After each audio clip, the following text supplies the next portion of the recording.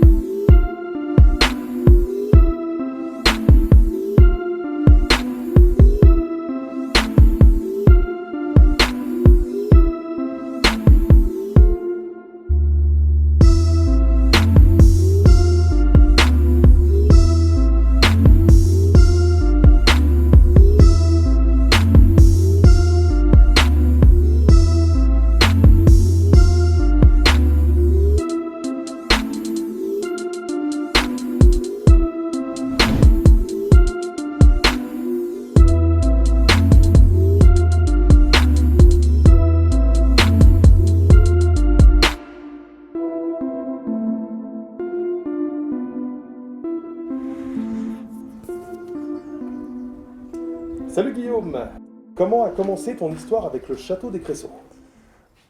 Alors, c'est une histoire d'entrepreneur, parce que je suis entrepreneur, avant d'être un amateur de rhum et un distillateur. J'ai beaucoup repris d'entreprises, et donc quand j'avais déniché ce domaine à vendre, et je me suis endetté jusqu'au cou, et donc alors, c'était pas cher, parce qu'on était en crise immobilière, et quand j'ai acheté le château des Cressaux, j'ai fait un peu tous les métiers. Donc, et c'est là où je me suis mis au bar, et donc c'est premier contact avec l'alcool, voilà. C'était le château des Cressaux, par le bar. On était en quelle année là? 99.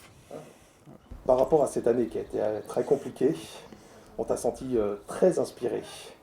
Serait-ce le résultat du confinement? Oui. Alors oui, parce que c'est même une réponse. Hein. Il y a une chose dont je vais voir, c'est le fatalisme, déjà. Et le premier confinement, moi j'ai presque vécu ça comme un film, quoi. Je me suis dit, jamais je pensais pouvoir vivre un truc comme ça dans ma vie, d'être isolé totalement. Et donc, du coup, de trouver des idées pour survivre, dans tous les sens du terme. Donc, notre idée, c'était de laisser l'entreprise en vie au niveau production et d'un peu la mettre en sommeil au niveau vente, administratif, etc. Et donc pendant les mois du confinement, avec mon camarade Aurélien, on s'est amusé à produire, à ranger et à faire des produits qu'on n'aurait jamais pu faire auparavant. Donc on a cherché des sources pour innover. On a pu par exemple déjeuner ce midi dans la prairie, ce que vous appelez la Ouais, prairie. voilà, qui est aussi une réponse au confinement. Et apparemment l'été c'est devenu un lieu de rendez-vous pour beaucoup de personnes de la région pour venir se détendre, boire un verre sympathique. Voilà, Ça, avec des grandes distances de... Grande distance de sécurité justement voilà. parce qu'on est à l'air libre. Voilà. Et ça donc c'est venu par rapport au confinement. Bon, il y a ça, voilà, ça c'est une réponse au confinement pour l'activité bar. Après il y avait le gin confinement qui était une réponse à l'activité érangement et pénurie d'alcool parce qu'on n'avait plus d'alcool parce qu'on a filé pour faire du gel hydroalcoolique. Ah ouais. Donc on a recyclé tous les restes d'expérience depuis les 5 dernières années pour faire ce gin-là, qui a marché très bien, qui était en plus un bon gin. Et du coup, deuxième confinement, avec l'expérience du premier, on s'est dit qu'est-ce qu'on va faire comme truc, et du coup on s'est mis à marche forcée créative, c'est-à-dire on s'est dit on va faire un spiritueux déglingué par semaine. Et donc on a sorti 8 spiritueux, tous barrés, c'était des trucs Complètement barré. improbables, parce qu'on a fini par la vodka à la bouillabaisse, voilà, pour dire à quel point on était barrés. Mais on a fait des rééditions d'alcool chinois des années de 8000 ans, on a fait du vin cuit, qui était un truc régional mais qui a quasiment disparu. On a fait fermenter du miel, enfin, plein de trucs, quoi. Donc on s'est amusé. Génial. Et alors malheureusement, le deuxième confinement, l'activité de marché, donc ça nous a fait plutôt un surcroît d'activité, on était un peu débordé, mais c'est riche parce que cette marche forcée créative Ben, finalement, nous, on s'est mis une discipline de création avec pas d'objectif de commercialiser.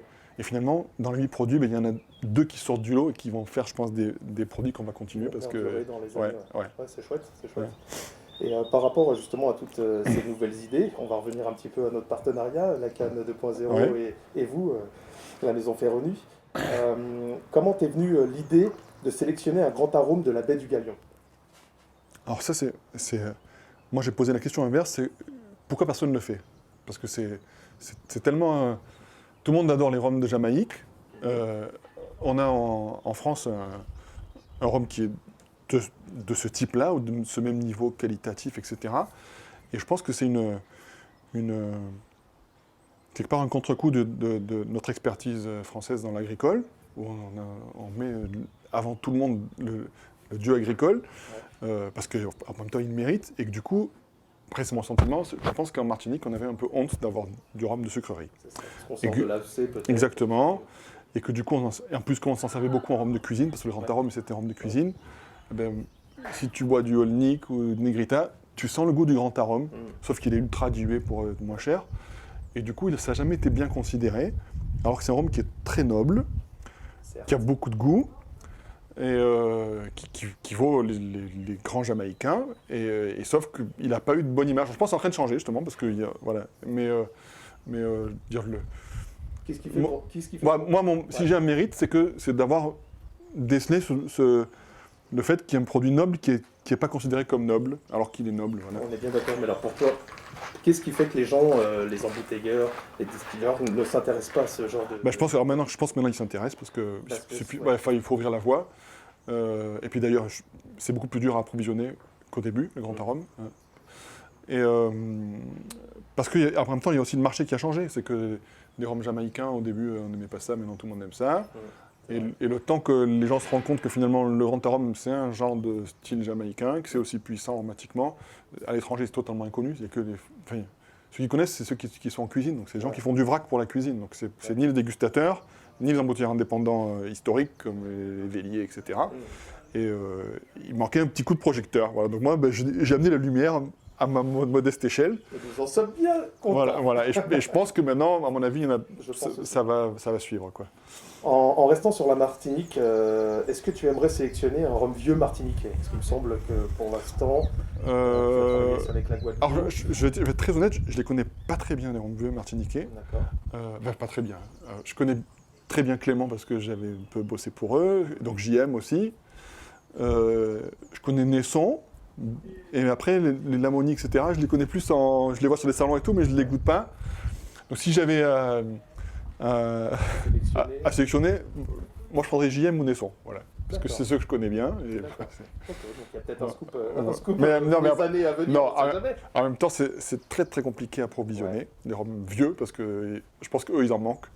Voilà. Donc mon seul approvisionnement rhum martiniquais vieux, c'est du Saint James.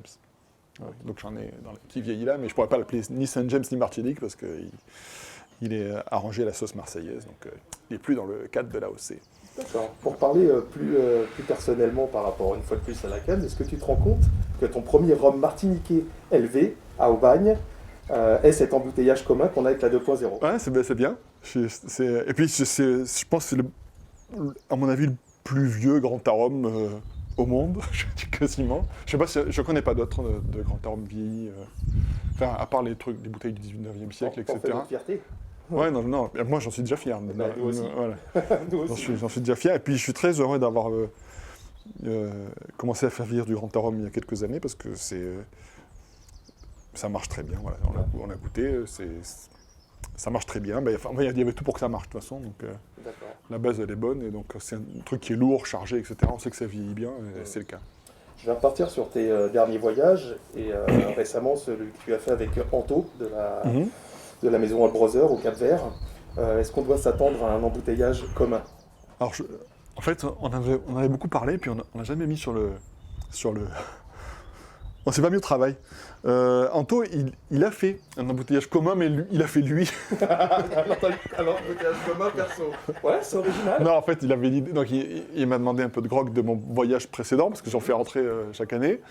Donc il a fait un embouteillage commun Ferroni, Old Brother et le bar dans les arbres, donc Luc, parce qu'on était avec Luc Litchgill, le barman, là, qui est aussi notre ambassadeur au Cap-Vert. Et donc il a déjà sorti une bouteille à nos 3 identités, puisqu'on était en voyage de 3 compères. Et après, on avait beaucoup discuté de faire un truc commun, mais on l'a jamais fait. Donc après, bon, c'est un ami, hein, cher, Anto, donc moi j'ai fait une Dame Jeanne avec un de ses produits, hein, qui est le Panama. Mais j'aimerais bien faire un truc avec lui, mais effectivement, je pense qu'on est les 2 débordés et que ça nous est sorti de la tête. Voilà. Mais peut-être des projets. Oui, bah, il faut juste qu'on s'y remette. Et puis on a... Anto, il y a un message. Hein. Non, mais il n'y a pas de message, c'est qu'on se donne des messages régulièrement, mais. Mais et souvent, on parle de faire un truc ensemble qui est ça ou ça ou ça, mais on n'a jamais fait vraiment de bouteille commune pensée à 2. La période en plus, je pense que cette année a été compliquée en termes de rencontres, même si vous êtes tous les 2 professionnels. Bah nous, on se voit un petit peu. Ouais, vous arrivez à mais ouais, non, non, il manque la dispo, puis le fait de s'y mettre, quoi. Faut juste que. lancer le truc. Ouais. Ok. Tu fais souvent reposer tes rhums blancs en Dame Jeanne. Toujours. Ouais. Est-ce que tu utilises une méthode de brassage comme certains le font, avec le repos en cuve inox, ou pas du tout? Alors, pas de manière volontaire. Nous, on stocke, quand on reçoit, on est en IBC, donc c'est pas un très bon conteneur. Après, on met en inox quand on fait. IBC, c'est les grands containers. Voilà, ça c'est ce qu'on reçoit. Okay. Après, on met en inox quand on a du blanc, qu'on veut stocker longtemps. Ouais. Mais il n'y a pas la volonté de brasser pour l'inox, c'est-à-dire qu'on ne cherche pas à avoir de l'oxydation aérée. C'est vraiment que la Dame Jeanne. Quand on cherche ça, c'est que la Dame Jeanne. On ne fait pas de brassage dans l'inox. Voilà. D'accord. Ok, super. Pas volontaire, en tout cas. Voilà. Okay, il y a déjà du repos quand on stocke longtemps.